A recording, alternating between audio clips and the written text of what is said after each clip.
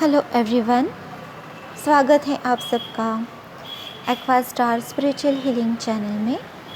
और आज मैं रीडिंग करूँगी कलेक्टिव एनर्जी की। So let's get started. May be आप में से कहीं लोग अपना घर बदल रहे हैं या जॉब बदल रहे हैं, प्रोफेशन बदल रहे हैं। कुछ ना कुछ बदलाव आपकी लाइफ में हो रहा है और ये आप में भी आप खुद नहीं चाह रहे हो, पर ये अपने आप आपको वो बदलाव अपने लाइफ में करना पड़ रहा है। ऐसी भी सिचुएशन हो सकती है। सन इज शाइनिंग मीन्स जो भी सिचुएशन में आप लोग जा रहे हो, जिस भी जर्नी आप स्टार्ट कर रहे हो, जो भी जर्नी आप अभी शुरू करने वाले हो, जिसकी तैयारी आप कर रहे हो, बैकपैक्स मतलब जो आपको चाहिए आपके अगले पड़ाव के लिए, वो चीज़ें आप इकट्ठा कर रहे हो, चूज़ कर रहे हो। ये मैं मेरे साथ ले जाऊंगा या ले जाऊंगी और मुझे इन सब चीज़ों की ज़रूरत नहीं है, तो ये मैं यहीं छोड़ जाऊंगी। तो इस तरह से आप सॉर्टिंग कर रहे हैं, बैकपैक्स कर रहे हैं और जो रास्ता आपको सामने दिखाई दे रहा है, जो आपका दिल चाह रहा है, वो दिल के हिसाब से आप एक्शन लेने वाले हो। आपकी डिज़ायर जो इतने सालों से शायद आप करना चाहते हो पर नहीं कर पाए, ये सब चीज़ें आप इकट्ठा करके आप रेडी हो रहे हो। ये ऐसी बात भी हो सकती है कि कई सालों से आपको कुछ कहना है, आपको दिल हल्का करना है और आपको इतने सालों में मौका ही नहीं मिला कि वो सब बात आप कर पाए। तो आपको ऐसे मौका ज़रूर आएगा जहाँ पे आप खुद की बात खुल के कॉन्फिडेंटली आप कह पाओगे। मे बी आपका थ्रोट चक्रा इम्बैलेंस था, आप नहीं, सिचुएशन सामने होते हुए भी आप नहीं बोल पाए होंगे या एक्ट नहीं कर पाए होंगे उस वक्त। पर अब ऐसी सिचुएशन आएगी जहाँ पे आप खुल के उसका सामना करोगे। मे बी आप अपना प्रोफेशन चेंज कर रहे हो, आप रेगुलर जॉब छोड़ के आप शायद हीलर या स्पिरिचुअल गुरु की तरह या कोच, फिज़िकल एक्टिविटी, मतलब 180 डिग्री आप खुद को चेंज कर रहे हो, खुद का प्रोफेशन चेंज कर रहे हो, खुद को प्रेजेंट आप जिस तरह से पहले करते थे उसमें आप बदलाव ला रहे हो। आप जैसे लोगों से डील करते थे पहले, अब उसमें आप बदलाव ला रहे हो। ये बदलाव कोई भी कुछ भी हो सकता है, पर ये आपकी रूटीन, आपका जो कंफर्ट जोन है, उसको छोड़ के, जैसे आदत हो जाती है लोगों को भी आपको देखने की या आपको प्रेजेंट करने की, जो खुद की एक सोच रहती है, वो ही आप पूरी तरह से चेंज करने वाले हो। वो आपके बोलने में होगी, आपके पहनावे में होगी, आपके विचारों में होगी, आपके खुशी में होगी, आपके रिलेशंस में आप बदलाव देखोगे, आप करोगे, खुद बदलाव करोगे और ज़िम्मेदारी लोगे उन सब चीज़ों की जो आप बदलाव कर रहे हो। You are not expecting anything from anyone, but you are doing it for your own sake.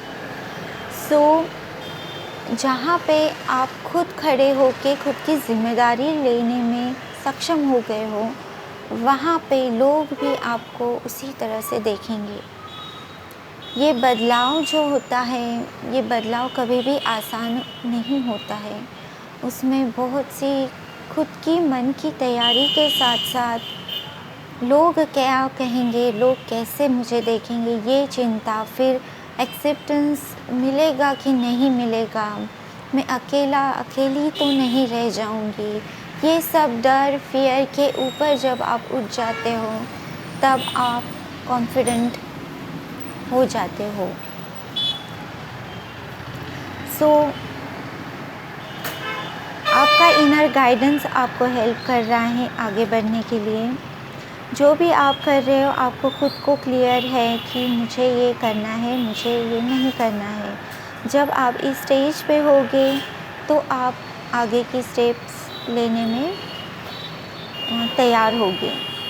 May be आप स्टबर्न थे, आप बहुत स्ट्रक्चर्ड किस्म के इंसान हो सकते हैं कि इसी तरह से मुझे रहना चाहिए, इसी तरह से मेरी लाइफ होनी चाहिए।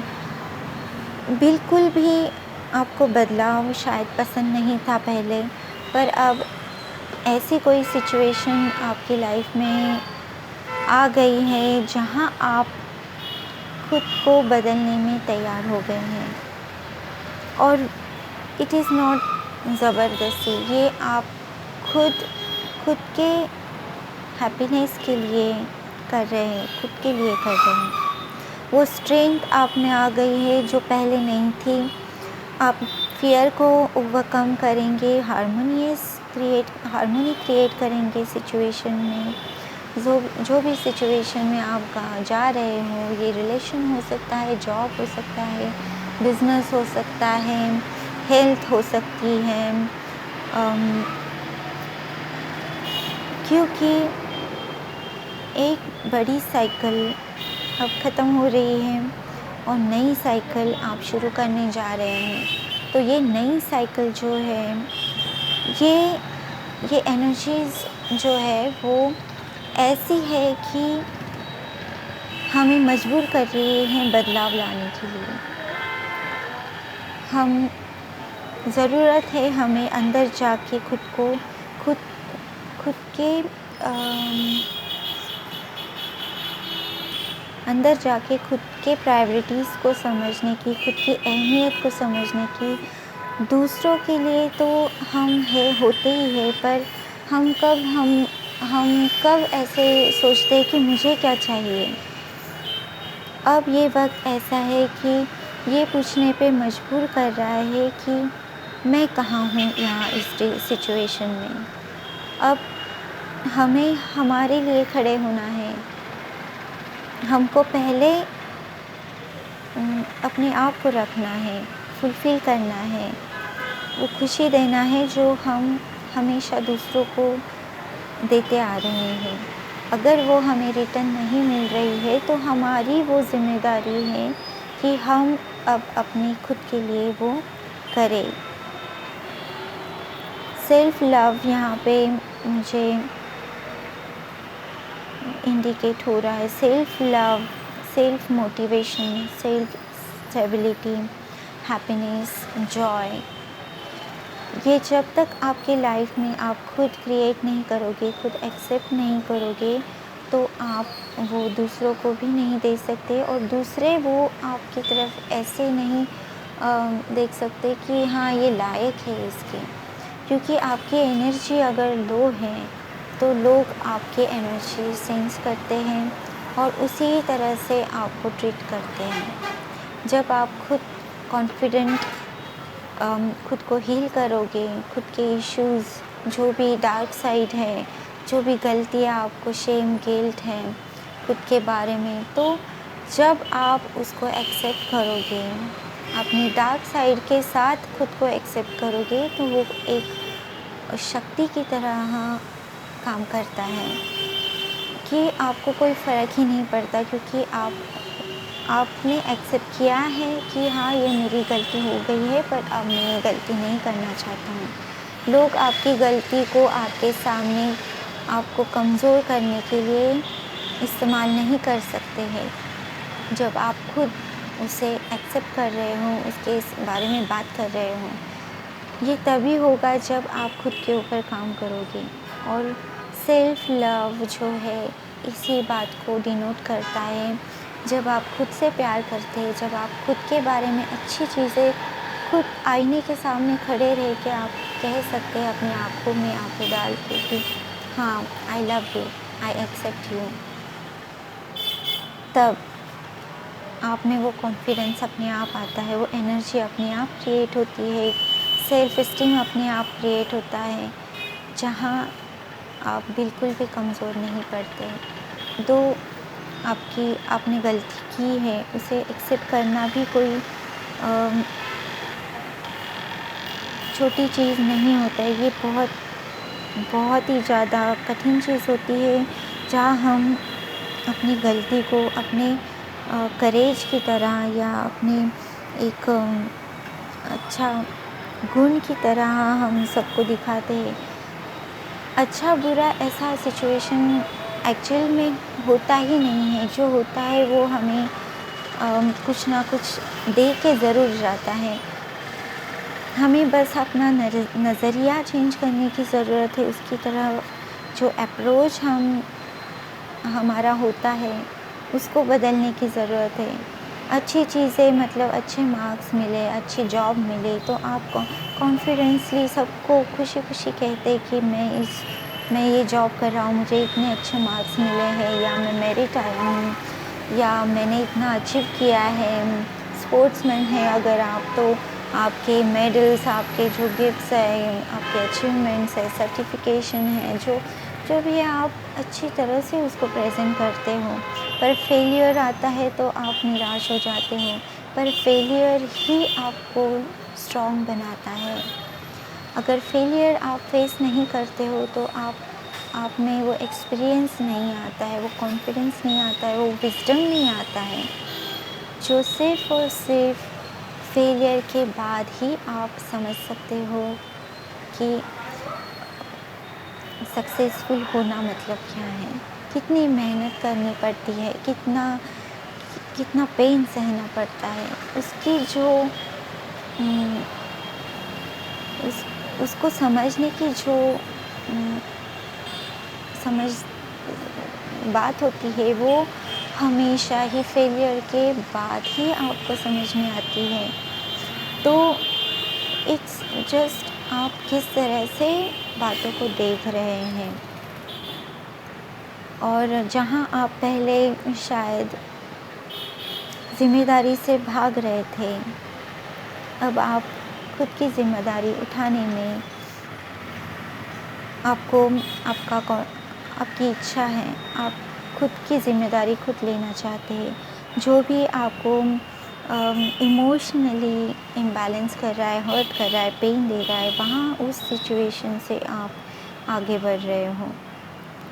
एंड सेल्फ लव ही है जहाँ आप खुद को स्टेबल कर सकते हो।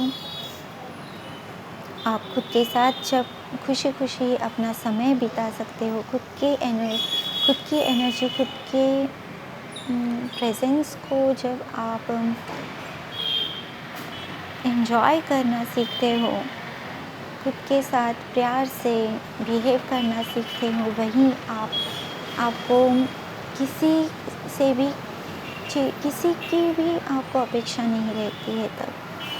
और वही जो चीज़ है, वो एनर्जी जो है, वो लो एनर्जी से हायर वाइब्रेशन में आप आते हो, और वही आपके चेहरे पे, आपके इर्द-गिर्द ऐसा सर्कल बनाती है वो एनर्जी कि हर कोई वो बदलाव, वो पॉज़िटिव चेंज आप में महसूस करता है, जो भी आपको पहले जानता होगा। और जब आप सेल्फ लव में आते हो, तब जब वो लोग आपको देखते हैं तो ऑब्वियस आपको कॉम्प्लीमेंट्स मिलती है कि आप में बहुत अच्छा बदलाव आया है। किसी के लिए ये अवेकनिंग का समय है। एंजल्स, आपके एंसेस्टर्स, आपका हायर सेल्फ आपको गाइड कर रहा है। साइंस एंड सिंक्रोनिसिटी जिन लोगों को हो रही है, उनको उस तरह से चीज़ों को देखना चाहिए। चक्रास अगर आपके इम्बैलेंस हैं तो उसे बैलेंस करने की ज़रूरत है। मरकरी अब रेट्रोग्रेड हो रहा है, तो मार्स रेट्रोग्रेड हो रहा है, तो इस समय आपको भरपूर एक्सरसाइज, व्यायाम और अच्छा मेडिटेशन करना चाहिए। अपने आप को शांत रखना चाहिए, क्योंकि एनर्जीज़ बहुत फायरी होती चली जाएगी। ये 2 महीने बहुत अच्छे से कामनेस मेंटेन करने की ज़रूरत है। चीज़ें उथल-पुथल हो सकती है, सिचुएशन बदल सकती है, उसके लिए आपको मेंटली तैयार होने की ज़रूरत है। और हर इसमें मेडिटेशन तो आपको काम आएगा ही, चाहे आप स्पिरिचुअल जर्नी पे हो, चाहे आप कोई भी सिचुएशन फेस कर रहे हो, रिलेशनशिप है, बिजनेस चेंज कर रहे हो, जॉब ढूंढ रहे हो, जो भी आपकी सिचुएशन है, हर कोई अपनी अपनी लाइफ में अलग अलग स्टेजेस पे होता है। तो उसी हिसाब से आपको खुद की एनर्जी चेक करनी चाहिए।